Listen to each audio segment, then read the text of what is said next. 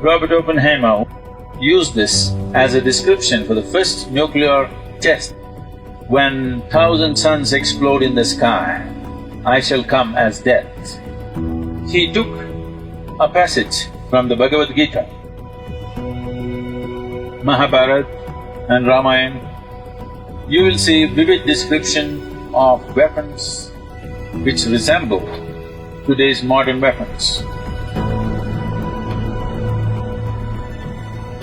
You can still explore the cosmos, you could still know everything.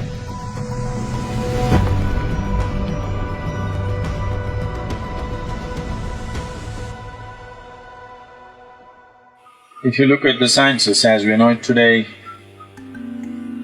they are full of explanations, but never ever addressing the most fundamental aspect of creation in any sense.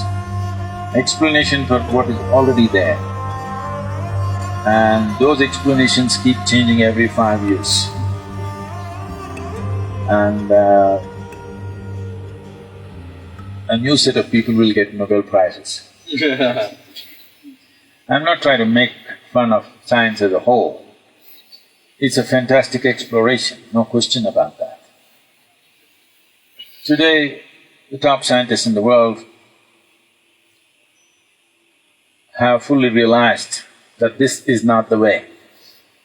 They are openly saying that it is not only that we do not know, we will never know, but knowing tidbits about creation itself will bring enormous amount of benefit to humanity, no question about that.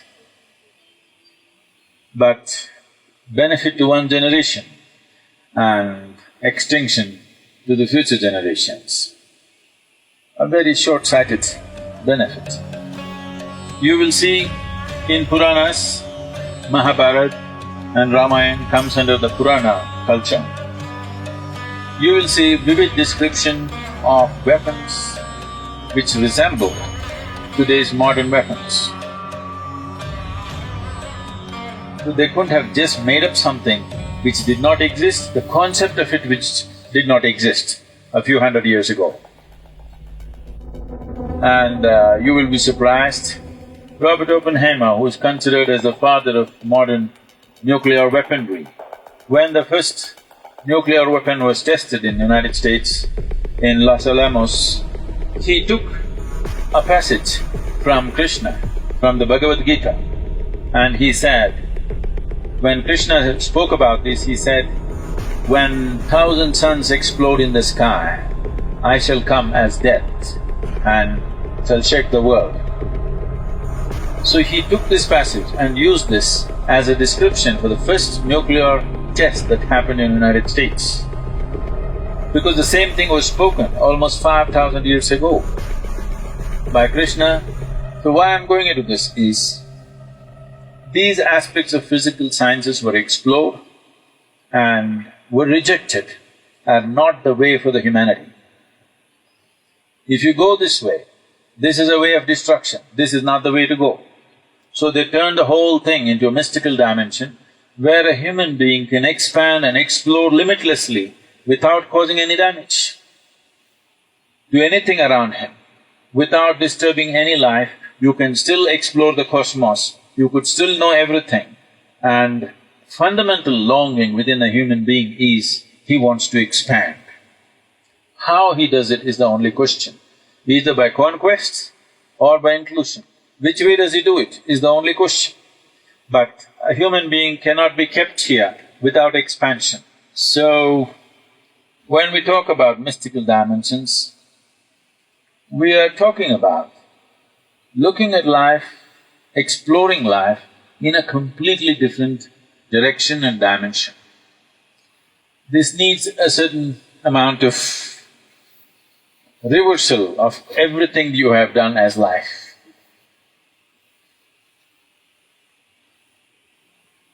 If I say your life, you will immediately think your job, your business, your family, your husband, your wife, your children, your friend.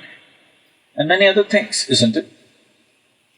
Very few people, only if I put a gun to your head and say your life, then you understand what's life. This is not a party, this is not a job, this is not money, this is not home, this is not children, this is not this and that. Life means this. What makes life is not your local train coming on time, airplane taking off on time, your cell phone working, something else happening, your bank account clicking. No, what makes life happen is just this: the soil, the rain, the breeze, the mountain, the tree, and what beats here, what pulsates within this every cell in this body, and above all, the intelligence behind all this. If we want to explore something else, then we have to rejig ourselves a little bit. Rejigging ourselves may not be our idea of fun, but I want you to know one thing: the only and only thing, knowingly or unknowingly, that you're aspiring for is to become something more than what you are right now. You will never become anything more than what you're right now, unless your perception is enhanced. By increasing your bank balance, you will not become more. That's only in comparison with somebody. Unless everybody is little poorer than you won't feel good having $1 billion. Yes or no? Suppose everybody in the world has $10 billion and you have $1 billion, are you happy? So $1 billion is not going to do anything, it's only the social comparisons. Anything that you may have or you believe you have achieved in life will not mean anything unless there is somebody to look down upon, unfortunately. Please see this. Yes or no? Yes. The only thing that will matter is your perception is enhanced. You are experiencing more life than you were experiencing yesterday. For this, you don't need anybody's comparison. How somebody is experiencing or not experiencing is not even an issue. If you're experiencing something more than what you were experiencing yesterday, this day is a blessed day and it's a fulfilled day. Ultimately, that's the only and only thing that fulfills a human being and nothing else.